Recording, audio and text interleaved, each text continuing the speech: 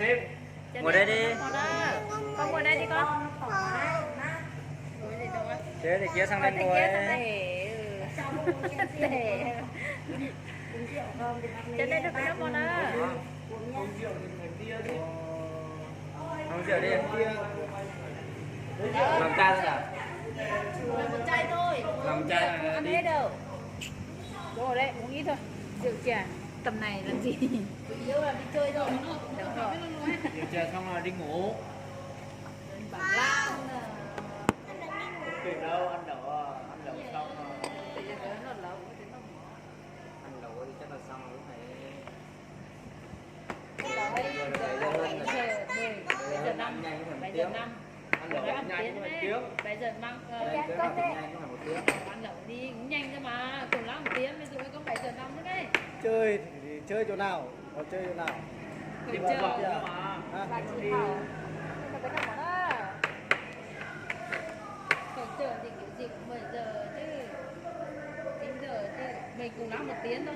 Đi vào bên kia. Vào bên kia làm gì? Còn cái ngồi chờ thì có cái gì? Đi suốt. Ta ở giường máy đâu làm cái chơi nhỉ? Định đi đâu? Ở Đi hội chợ chợ đây à? này. Ăn xong rồi đi hội chợ. Đi chơi. Đây này bây giờ các anh còn phải đi Bản Lát này chứ. Mai đi được chẳng lẽ? Mày là lên núi trên kia nhỉ? Đi đâu?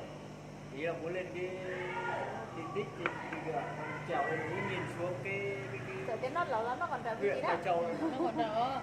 Nó sai rồi. Trèo ở đâu? Lên đỉnh. Lên đỉnh. Lên đỉnh. Muốn nhìn hết đây ấy. Thì đi ngược lên đi kia.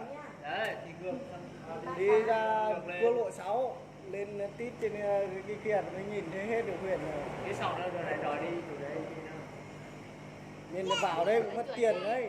đi hôm tối đâu nào? Vào đấy cũng Gì? mất tiền đấy. Lúc mà em đi cũng mất đâu? Bây giờ quay hết là rồi cái chỗ đấy à? Quay hết cả. Đấy rồi nha. Không thấy Mít nữa đâu. Mít đi chụp ảnh đi.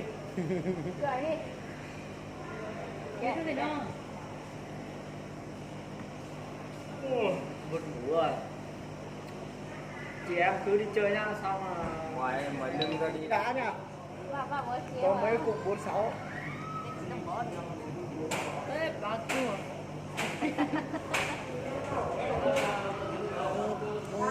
Người con sẽ này.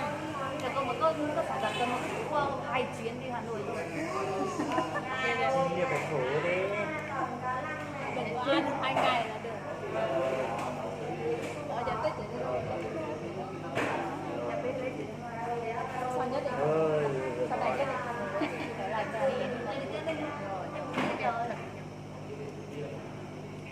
Ai vào tay cháu người lấy cái gì mà làm? Bỏ đi, đỡ đầu.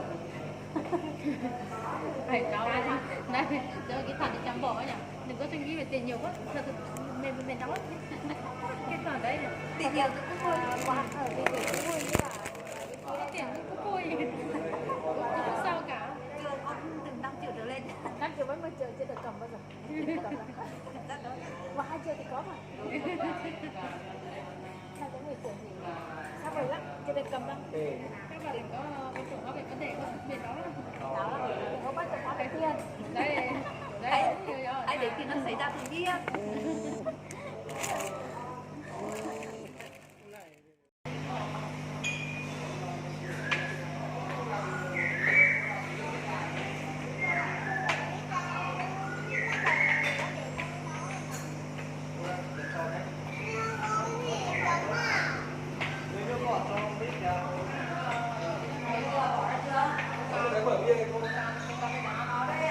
Đây cá có đây có cá. Ngồi, để cháu ba năm nước này đây. Hả? Đây cho cháu một cháu ba năm nước.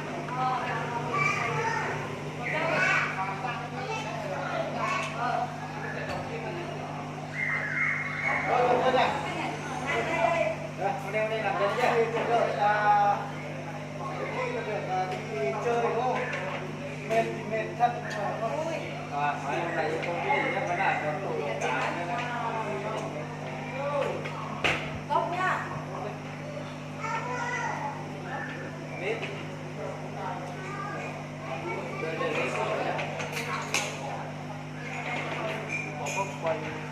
chuyện này thì bà cho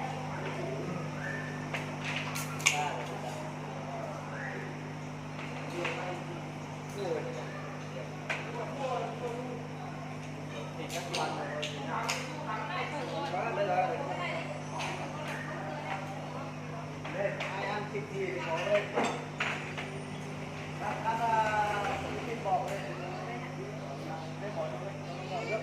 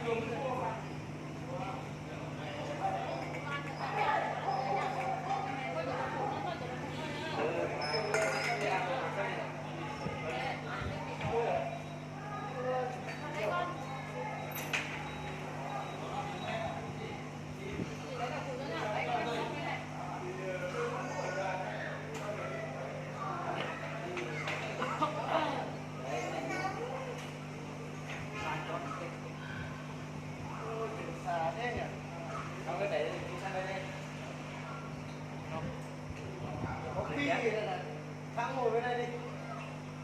Chú sang ngồi bên đây này. Đi. Cho biết xin sang bên đây. Vâng, xin chào đấy. Đi đi. Để bao nhiêu triệu phải ngồi một chỗ đi. hay là sang hẳn bên kia ngồi với con Cho sang ngồi đi sang bên ngồi nào.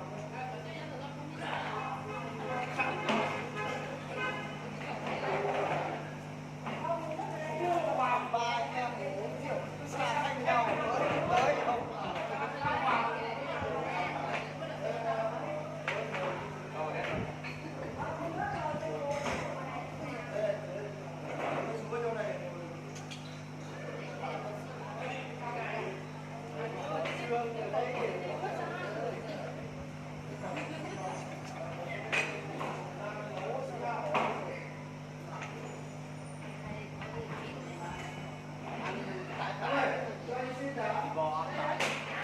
Ăn được rồi. hai chén được chưa?